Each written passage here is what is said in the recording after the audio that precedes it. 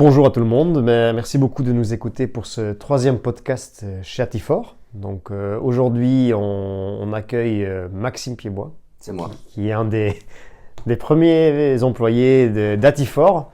Et donc le but aujourd'hui, c'est pas parler technique, ni de parler d'un sujet précis par rapport à l'e-commerce, mais c'est de plutôt aussi vous donner un peu une vision de qui sont les hommes et les femmes, bien sûr, derrière Atifor. Et donc aujourd'hui, on va commencer avec Maxime parce que c'est Maxime qui a rejoint Atifor en tant qu'un des premiers. Là où tout a commencé. Exactement. Donc je vais d'abord te demander, Maxime, de te présenter. Qu'est-ce que tu fais aujourd'hui chez Atifor, et après on retracera un peu toute l'historique du début, vraiment du début. Du coup, Maxime, je suis actuellement lead développeur chez Atifor. Du coup, je gère une équipe. On a un petit nom, c'est les cookies. Ok. Et voilà, j'ai un ou plusieurs clients à la charge. Et avec l'équipe, on fait en sorte que ça se passe bien. Ok, très bien. Une équipe de combien de personnes aujourd'hui ? Une bonne question, ça. Faut que je compte. Vas-y, compte. Alors, Mika, Gildas, Nico, Guillaume. J'ai oublié quelqu'un. Ouais. Stéphane. Plus moi, ça fait 6, mais 5 développeurs. Ok. Donc aujourd'hui, une équipe de 5 développeurs et donc toi en tant que lead de cette équipe-là.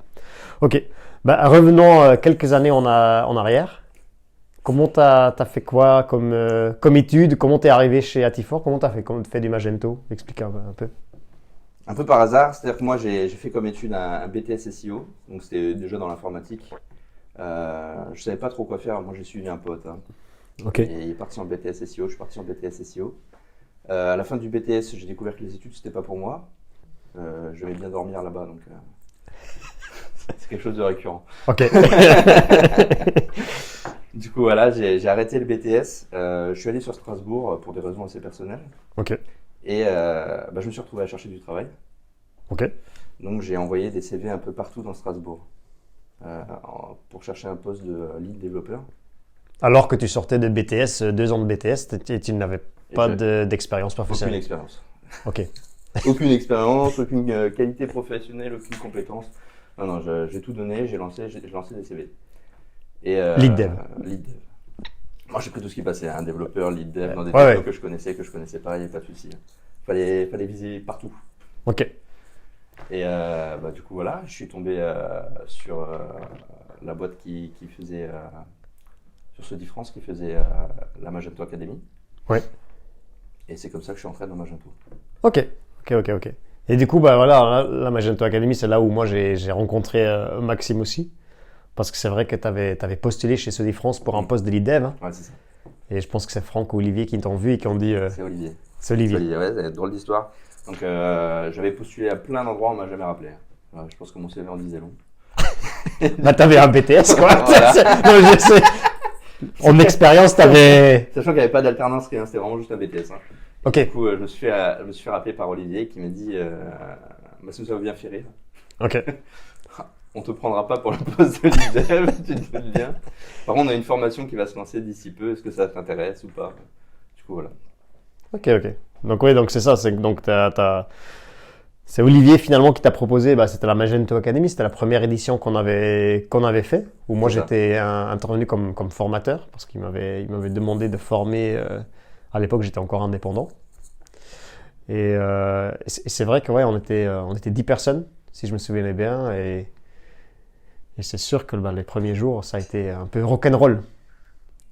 Ouais, je me souviens plus trop de la Magento Academy, moi. Moi, j'avais une grande peur à la Magento Academy, c'est que moi, je sortais de BTS. Ouais. Et beaucoup de personnes de la Magento Academy venaient d'écoles spécialisées. Il y avait beaucoup de Epitech, enfin, c'était pas vraiment Epitech, c'était la version web d'Epitech. Mm-hmm. Et ils en parlaient beaucoup, ça faisait beaucoup les gens à dire... oui, parce que toi, ton BTS, c'était vraiment généraliste. C'était pas dev web. Non, c'était pas vraiment, j'appellerais pas ça généraliste, c'était plus les grosses bases du dev. C'est-à-dire qu'on avait touché un peu à tout, on avait fait du Java, du PHP, on avait fait un peu de tout. Ouais. Mais c'était des bases sans framework, sans rien, on y allait quoi. Ok. Et du coup, tes premiers rencontres avec Magento, comment ça s'est passé ? Qu'est-ce que t'en as pensé ? Là, on parle de 2019, si je me trompe pas. Ouais, c'est ça, fin Voilà, 2019. ça, j'avais 20 ans, j'étais bourré jeune. Et- Première rencontre avec Magento. Pour moi, c'était les premiers frameworks que je rencontrais déjà. Ok. Donc, Ah oui, quand c'était, même. ouais, non, c'était tout nouveau. Je n'avais jamais travaillé avec un framework. Et si on devait travailler avec un framework, c'était quelque chose de fait main par nous-mêmes à l'école. Bah, c'est même plus qu'un framework aujourd'hui, Magento. C'est vraiment un Ça, c'est CMS, quoi. ouais, C'est ça. tout à fait. Utilisons le bon terme. Hein. Exactement. Essayons d'être précis pour les gens qui nous écoutent quand même. Tout à fait. Du coup, quand j'ai rencontré le CMS Magento, je me souviens plus très bien, hein, très sincèrement. Non, Ouais. je sais que j'ai eu des grosses difficultés au début. Moi, je pense comme tout le monde. Hein. Magento, ça s'appréhende pas comme ça. Mhm. J'ai eu des grosses difficultés au début, mais je pense que les bases de PHP, ça avait pas mal aidé. Ça reste du PHP, quoi. Ok. Ouais. Et du coup, donc Magento Academy, c'était quoi la suite? Moi, je la connais, mais. Bah, moi aussi. Oui. Vas-y, du coup, c'était quoi suite à la Magento Academy? Parce que la Magento Academy s'est terminée mi-février, j'imagine. Ouais, c'était non, Ouais, je sais plus. ouais, c'était ça, je pense, mi-février à peu Pas près. décembre. Non, Je non. crois qu'on a eu le premier projet post-Magento Academy.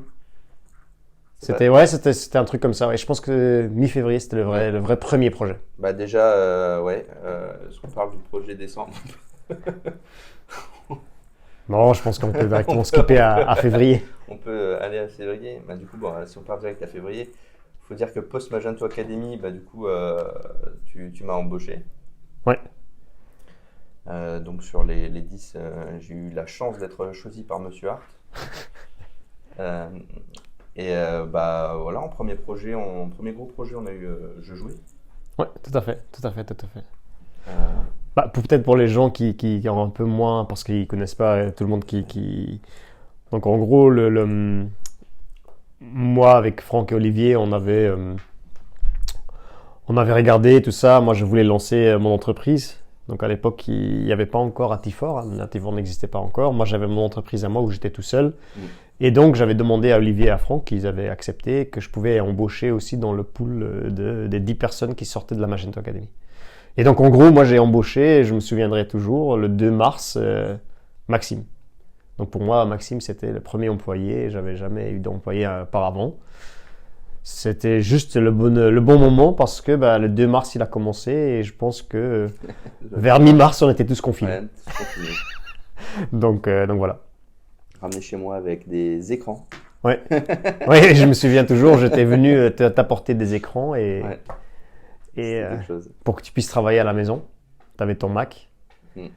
Et c'est vrai que le premier grand projet qu'on a fait, c'était aussi grâce à Ceux des France. Hein. C'est C'était ça. J'ai joué, où on avait travaillé jusqu'en juillet, je pense. Hein. C'était plus, février jusqu'en juillet Sûrement. sur ce projet-là. Mm. Comment tu as appréhendé ça, ton premier gros projet après la Magento Academy? Genre, C'était mon premier boulot, j'avais pas plus d'appréhension que ça. Je sais pas pourquoi. Non, ça m'a pas fait grand chose. ok, Le premier projet m'a pas fait grand chose. C'est plus ceux d'après moi qui m'ont. c'est après? Ouais. Le premier projet, je l'ai vraiment vu comme un premier challenge, quoi, c'est tout. Mm. Une façon de voir si je réussis ou pas à rentrer dans le milieu, si je garde le Magento ou pas. Ouais. Puis Faire un fallait test, pas- quoi. Voilà, et puis il y avait la plus grosse pression, c'était pas tant le projet, c'était surtout à toi. Fallait que je sois, comment dire, j'étais ton seul employé, tu avais tes projets aussi à côté en même temps, Mm. tu ne faisais pas que du jeu joué, toi. Non, tout à fait. Et fallait que je sois rentable, parce que pas couler une boîte qui vient de se lancer. Merci. Franchement, ça s'est bien fait là. Visiblement, ça a bien Visiblement, c'est quand même pas mal trop. Oui. C'était plus ça la pression, moi, que j'avais. Ok, t'avais plus cette pression de Ouais. dire, merde. J'ai été choisi, ce serait con que ce soit pour rien. Ok. Ensuite, j'ai joué, ça s'est bien terminé. Je veux dire, voilà, le site a été livré, c'était chouette. Hein, Ouais, c'était chouette. c'était vraiment bien. Bonne expérience. Très très bonne expérience, tout à fait. L'été est arrivé. Je pense que l'été, il y avait un creux, non? Si je me souviens bien, on n'avait pas trop de travail et tout ça. Ouais, il y avait un creux. Moi, t'étais très rassurant comme patron. Ah ouais? T'étais très rassurant. Ouais, non, t'étais vraiment très très rassurant. Tu l'as pas ressenti? Parce que moi, à un moment, je me suis dit. Je veux dire, ressenti niveau boulot aussi un peu parce que tu mettais sur des trucs qui servaient. Moi, j'aurais pas trop pu faire, mais c'est pas grave. Mais tu étais très franc avec moi. Tu me l'as dit direct. Tu as été très. Tu m'as dit, on n'a plus trop de boulot, mais surtout tu t'inquiètes pas. Ouais. Ça va le faire. Ok. Ouais, c'est vrai que c'était une période un peu difficile où c'est généralement comme ça l'été. Le problème, c'est que un projet qui se finit en fin juin, début juillet, vu que le projet était tellement immense, moi, j'avais pas fait la partie commerciale pour aller chercher un autre projet par la suite. Et du coup, tu tombes juillet, août, où tout le monde est en vacances et finalement, tu signes plus rien comme projet, quoi. Tu signes plus de projet. Je veux dire, ça, tout le monde le sait dans la vie active. C'est pas en juillet, août qu'il faut se réveiller pour aller chercher du boulot tout de suite parce qu'il y a personne qui va signer. Tout le monde est en vacances, surtout dans les grosses boîtes. Les décisions sont prises plus tard. Et ouais, c'est vrai que ça, c'était un peu chaud. C'est bon à savoir. Moi, j'en sais rien. Voilà. Mais non, mais c'est aussi pour les gens qui écoutent le podcast. C'est ça aussi. Nous, on sait très bien, je veux dire, et ça, dans la plupart des entreprises, c'est ça.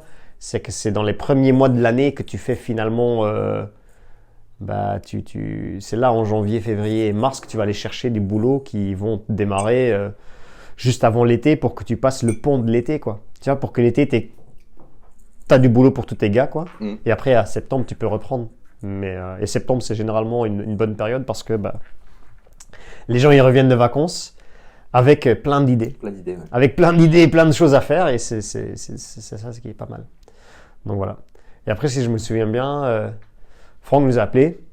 Il y avait une demande à Annecy, c'est ça? Oh punaise. Ça y est, le démarrage d'Hammersport. Ouais. C'était quelque chose. Si, je me souviens. Tu m'as dit... Quelqu'un n'a pas accepté, est-ce que ça te tenterait? Et du coup, on y est allé. C'était une sacrée expérience. Hammersport, du coup, projet à Annecy. Ouais. Et puis, on y est allé pendant combien de temps? Je sais plus. On a fait quelques semaines des allers-retours. Ah ouais. On faisait pendant 2 mois, on a fait tous les semaines un aller-retour Annecy, donc Strasbourg-Annecy, pour être là, pas sur place 2 à 3 jours par semaine. Heureusement que j'avais pas de vie. C'est vrai que c'était un sacré investissement du temps personnel personnel, c'était beaucoup d'investissement. Ouais. C'était quelque chose. Sacré projet Annecy, c'est ce qui m'a formé à Hammersport. C'est là-bas que j'ai tout appris. Ouais. Parce que je jouais, c'était bien, c'était rigolo. Ouais. Mais tu étais mon seul formateur, j'avais pas d'équipe, on bossait entre nous. Et Hammersport, c'est le premier projet où j'étais lâché dans une équipe. Déjà, j'étais lâché sans toi. Oui, c'est vrai qu'ils ont des équipes différentes. Tout à fait, tu n'étais plus là, tu n'étais plus avec moi. J'étais tout seul. Moi, je me souviens encore au début quand on allait là-bas. Alors, tu le sais pas, mais moi, je me souviens très bien quand tu étais un peu trop loin. Moi, souvent, je faisais ça. Et j'essayais de te regarder. Je me disais, putain, mais qu'est-ce que je fous là? Je suis tout seul. Voilà, c'était mon premier projet. Ouais, quelque chose. Et qu'est-ce qu'on retient d'Hammersport? Parce que finalement, c'est ça, c'est que tu avais fait la Magento Academy.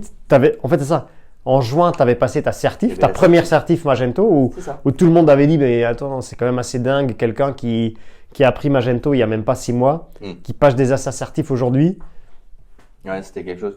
Je me souviens de quand je l'ai passé et de comment je l'ai annoncé aussi, c'était marrant. Donc j'ai passé la certif dans un petit local tout seul, vous étiez à côté. Et je l'ai eu. Et on le sait tout de suite en fait, quand on passe la certif, à la fin il y a un écran, vous l'avez pas. Ouais. Je l'ai eu et je suis sorti tout dépité et j'ai dit écoute, je l'ai pas eu. Voilà comment j'ai annoncé la certif. C'est vrai que tu avais fait cette blague là et que moi j'avais dit c'est pas grave, tu vois, ça fait que 6 mois que tu connais Magento, on s'en fout quoi. Mais tu l'avais quand même eu. Oui, je l'ai quand même eu. C'est bien. Du coup Hammersport, t'as fait combien de temps là-bas? Bonne question ça. Tu fais combien de temps là-bas? T'as fait... Ouais, t'as fait 2 ans et quelques. 2 ans, je pense, ouais. 2 ans. Hein. Et entre-temps, juin, du coup, finalement, Atifor s'est créé un peu entre Jeux Jouets et Hammersport, quoi. C'était... il y a eu du développement interne. Pendant que j'étais chez Hammersport, il y avait cette envie côté Atifor de monter la boîte en interne et de pas juste... L'agence, oui, c'est ça. L'agence, et de pas faire du client. On va chez le client, on bosse pour le client. Ouais. Enfin, les projets étaient à nous et plus... Et c'est là qu'a commencé à se monter les équipes. Plus ou moins, c'était encore assez brouillon à l'époque où j'étais chez Hammersport. Ça s'est vraiment monté plus à ma sortie d'Hammersport, où là, vraiment, les choses ont commencé à bien se mettre en place. Ouais. Mais oui, il y a eu cette transition fin Hammersport où, moi, pour le coup, c'était ma première comment dire, ma première expérience professionnelle. Ouais. Pour moi, le boulot d'un dev, c'était ça. Aujourd'hui, il y en a beaucoup qui se plaignent de ça. Mais la régie, c'est pas aimé. Mais moi, j'avais vécu que ça. Ouais. Et pour moi, c'était ça. Le dev, c'était ça. Oui, parce que c'est vrai que toi, on entend souvent dans notre milieu, je veux dire, voilà, c'est quand on pense en grandes sociétés de services, là, les grandes ESN, tout ça, les gens ils disent ah non, moi je veux pas de régie, je veux être en agence, tout ça. Bien sûr, Atifor a été construit avec, on a toujours un mode régie et toujours un mode agence. C'est quoi ton retour par rapport à ça? Par rapport aux deux modes, Ouais, c'est ça. Genre, toi, tu as fait les deux. Tu as commencé par l'agence parce que je jouais, voilà, c'était un peu mode agence. Après, tu as fait de la régie à Motorsport. C'est quoi? Maintenant, tu es à l'agence et en plus, tu gères une équipe. ouais. Pour toi, c'est quoi vraiment, genre, aujourd'hui, si tu devrais dire à quelqu'un, genre, tu dis ne fais jamais de régie parce que ça te sert à rien ou... Bah, je dirais pas ne fais jamais. Ouais, Ça dépend du niveau de la personne, je dirais. ok, Une personne compétente, pour moi, peut aller se cacher en régie. ok, Et une personne qui a besoin d'apprendre aura plus envie de rester dans une équipe en interne. ok. Maintenant, une personne compétente en interne, c'est tout ce qu'on veut aussi. Oui, Mais il y a quand même des bienfaits à la régie, parce que travailler en interne avec les gens qu'on connaissait bien, voir un peu de monde à l'extérieur, voir des choses un peu différentes, c'est tout aussi bien, ça forge une expérience. Voilà. ok. Ouais, c'est ça. Bah, c'est ça hein, où on disait que travailler dans des grandes boîtes qui prennent que du régie, qui ne font pas de projet finalement, je veux dire, qui outsourcent pas un projet à une agence. Des fois, tu travailles aussi sur des projets avec avec des responsabilités et des engagements très très forts parce que c'est des grandes marques. Les sites e-commerce, c'est pas 1 000 € par jour qu'ils font, mais C'est ça. on peut calculer en millions. Et donc, c'est peut-être plus d'expérience dans ce sens-là. Il y a du challenge. Ouais. C'est pour ça que pour moi, pour un débutant, la régie, c'est. Enfin, du moins, moi, j'ai vécu que ça. J'étais chez Hammersports. Je pense que je peux considérer ça comme un gros client. Oui, oui, c'est un grand client, oui. Et c'était une de mes premières expériences professionnelles. Et c'était un peu flippant. Hein. C'était un peu flippant. Tu dis que tu peux tout faire tomber. Un site, ça tombe très vite, hein, mine de rien. Tu peux tout faire tomber. Et j'ai tout fait tomber. Une fois ou deux. Et non, il y a quand même ce côté, c'est flippant. Puis t'es pas en interne où tu peux discuter avec ton patron, avec tes collègues. Finalement, c'est les clients en interne. En interne, c'est toujours les clients. C'est les clients. Et... Non, il y a une notion de moins sécurité. T'as l'impression que tu peux te faire sortir beaucoup plus vite en étant en régie qu'en étant dans l'agence, dans le mode agence. Ok. D'où je pense qu'il faut avoir de l'expérience pour aller en régie. Oui, il faut de l'expérience, il faut déjà être solide. Ça. Toi, finalement, c'est un peu le chemin inverse que tu as fait. Toi, tu as eu un peu d'expérience, tu es allé directement en régie, après tu es revenu à l'agence parce que tu avais acquis assez d'expérience sur des projets assez gros pour après la mettre. Ça forge le caractère. Exactement. Et du coup, maintenant, tu as lead dev de ton équipe. Comment ça se passe tes journées? C'est quoi pour toi une journée lambda? C'est pourquoi tu as voulu faire du lead dev? Pourquoi tu t'es pas dit ah non, moi je vais rester back, voilà, ça me va très bien, parce qu'il y a des gens qui veulent rester back front, qui ne veulent pas prendre ces responsabilités-là? Il y a une première raison qui est assez simple, c'est l'argent. Changement de poste, changement d'argent. Je pensais que tu allais dire j'ai pas eu le choix. non, mais il y a quand même la notion de salaire qui rentre en jeu. L'idée, c'est une évolution. Oui. C'est notre responsabilité. C'est ça. Puis on apprend de nouvelles choses. En tant que lead dev, on n'est plus dans le domaine du dev. C'est-à-dire que je suis lead dev, je continue le dev du back, mais beaucoup moins qu'avant déjà. Et on gagne cette notion de, je sais pas comment on appellerait ça, gestion d'équipe, management. Oui. C'est quelque chose d'assez nouveau et au début, c'est pas facile. C'est sûr que quand t'as pas, parce que je veux dire, peut-être dans le BTS, je suis pas sûr que tu as eu des cours de management, mais quand t'as jamais eu de cours de management et quand t'as vraiment jamais managé des gens, des personnes, la première fois. J'ai eu des cours de management. Ok. Non, mais je veux dire, je savais pas. Oui, mais tout à fait. Mais non, mais même les cours de management m'ont rien appris par rapport à comment gérer gérer une équipe de 5 bonhommes. Ouais. Non, non, c'est pas facile. Et au-delà de cette gestion de l'équipe en interne, il y a Oui. aussi la gestion du client, parce que bah, c'est par moi que tout va passer avant de revenir chez vous, sauf pour les réunions, un peu plus. Oui. Et la gestion du client se fait d'abord par l'équipe et par moi. Ok, Quelque chose que j'ai appris en étant lead dev. très bien. Si on revient sur la Magento Academy, tu as été participant il y a quelques années. Ouais. Aujourd'hui, c'est quoi la suite pour toi sur la Magento Academy? Parce que je sais que tu interviens maintenant aussi, que tu donnes des cours. On donne des cours à la Magento Academy. C'est ça. Quand il y en a qui se passent, quand on en fait ici, je donne des cours à la Magento Academy. Ouais. C'est ça. Et tu aimes ça? Ah, j'adore ça. Le côté apprendre, c'est quelque chose qui me fait kiffer. C'est quoi qui te fait kiffer? Je sais pas, moi j'aime trop être là avec des personnes qui savent pas et voir une évolution. Ouais. Savoir qu'au bout de 3 semaines, bah, ils savent pas beaucoup plus, Ouais. mais ils savent.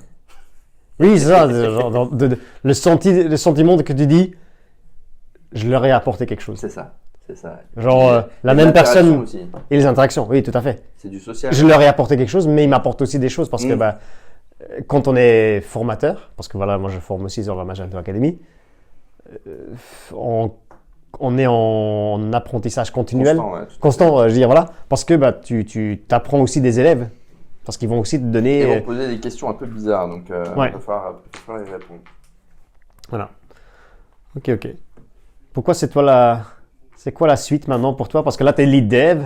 C'est vrai que le lead dev, c'est aussi un peu formateur parce que tu vois aussi des gens qui rentrent dans ton équipe où finalement tu les fais évoluer. Mhm. Je ne veux pas dire que tu es un entraîneur de l'équipe, mais si je peux faire un peu un. Si je peux regarder et comparer un peu, moi je vois les équipes en interne un peu comme des équipes de sport, tu vois, où le lead dev est plutôt le capitaine qui dit les gars, c'est ça, les gars ou les filles, hein, c'est ça la direction qu'on veut, c'est comme ça qu'il faut y aller. C'est quoi ton ressenti par rapport à ça? Non, je suis tout à fait Le fait de d'accord créer avec des toi. équipes comme ça, hein, parce que c'est fort, je pense humainement aussi. Ah oui, oui, tout à fait. Bon, ouais, c'est pas facile, pas toujours facile quand tu dois te séparer de quelqu'un de l'équipe. Ouais. Mais ça se ressent beaucoup dans ces moments-là d'ailleurs, hein, quand il y a des petites tensions, des choses comme ça, c'est là où on ressent que l'équipe crée des liens Mhm. et que bah, c'est pas facile à Ouais. gérer. Hein. Tu veux dire? Ouais.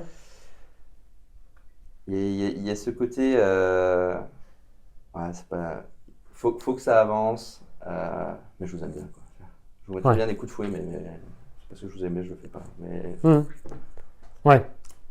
Ouais, je vois. Bah, c'est un peu l'esprit qu'on a essayé de mettre des équipes, des petites équipes qui sont très, très, comment dire, soudé. soudées. Ouais, C'est ouais. ça, qui sont très soudées Très soudé. et que chacun connaît aussi un peu les forces et les faiblesses de C'est chacun, ça, quoi. C'est ça. Et que tu dis, bah voilà, ça c'est plutôt un truc, ah bah, c'est pas mon fort, je vais le C'est donner ça. à lui. C'est pas mon, ah, ça c'est mon fort, attends, je vais aller l'aider ou. Tout à fait. Ok. Tout à fait. Maintenant, donc là, aujourd'hui, t'es lead dev chez Atifor. Ça fait combien de temps que t'es lead dev chez nous? Non, Un an? Un an. Ouais, je pense que c'est à peu près après un an. un peu plus d'un an. Ouais. Ouais. C'est quoi la suite pour toi? Où est-ce que tu aimerais aller si aujourd'hui on te dit, allez, dans les prochaines 5 ans, c'est quoi l'évolution que tu aimerais bien faire? Prendre ton poste. avec Finir à plaisir. ta place. Avec plaisir. Bah oui, non, mais c'est possible. Hein, c'est possible. Hein, tout le monde évolue. Hein, même nous, hein, en étant patron, on évolue aussi. Hein, Tout à fait, tout à fait. parce que plus que les équipes grandissent, parce que toi, tu as connu Atiford une personne. Allez, 3 personnes, je veux dire. 3 Tout à personnes. fait. Jusqu'à aujourd'hui 40, quoi. Ouais, bah, jamais je serais allé m'imaginer, il y aura des équipes, tu finiras leader d'une équipe, etc. Ouais. Ah, il y a beaucoup de promesses qui ont été faites dans Atifor, Ouais. et jusque maintenant, donc toujours été tenu. Bah, c'est aussi une des valeurs qu'on fait une promesse à quelqu'un, et c'est pas pour dire, mais voilà, je pense que moi, Franck et Olivier, tous les 3, on est des hommes de valeurs, Tout à fait. et il y a des valeurs à ne pas... Comment dire? Les valeurs, ils doivent être partagées avec l'équipe, et quand on fait une promesse, il faut la tenir. Il faut la tenir, tout à fait. Même si ça n'arrive pas tout de suite. Tout de suite. Parce Ouais, que voilà, on s'est fait des promesses et on sait très bien qu'il y a des choses à venir, mais tout à fait. on peut pas tout faire du jour au lendemain non plus. C'est sûr. Comme l'agence, on n'a pas fait tout C'est vrai. du jour au lendemain. Ok. Ben merci Maxime pour partager un peu Avec plaisir. tes histoires, tes trucs. Merci de m'avoir invité au podcast Atifor. Ben il y a pas de souci. Et je vous remercie de nous avoir écoutés.